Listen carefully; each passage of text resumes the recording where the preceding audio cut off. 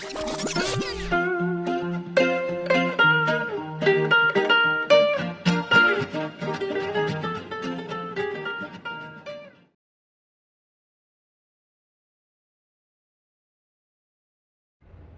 enshrined legislation of Part 964, with the 30% rent cap, but wait, there's more.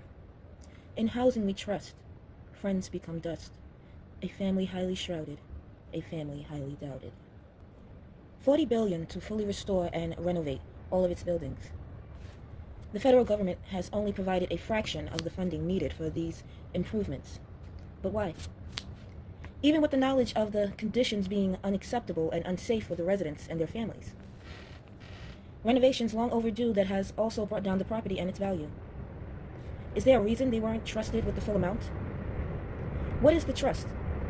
A new public entity with a publicly appointed 9-member board, including 4 resident members, giving residents a true voice in the future of their homes, providing more than funding.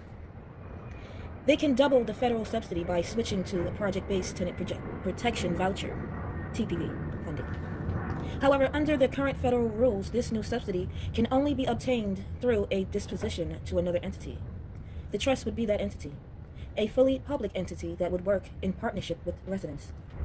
Improved procurement rules were to be invoked with the trust legislation. The state addressed and improved existing procurement rules that contributed significantly to the increased cost, longer construction timelines that led to the frustration held by those who had to incur these hardships.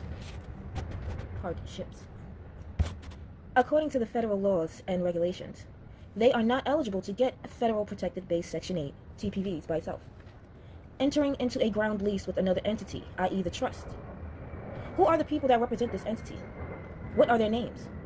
Who oversees their governance?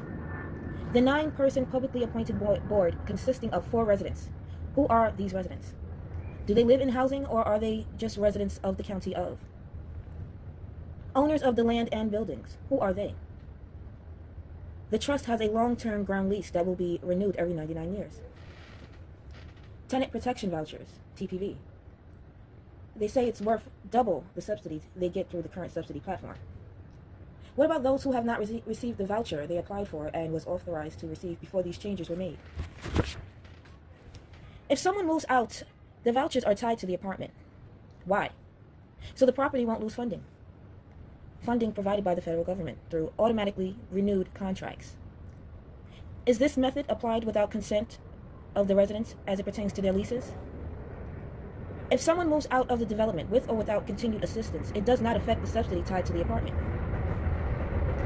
If residents want to leave and take their voucher, their project-based Section 8 assistance voucher, and transfer out of the development, or the entire community associated or affiliated with, why are residents being refused their project-based Section 8 vouchers, as if it's being held hostage while simultaneously entrapping the residents in the compounds of the community?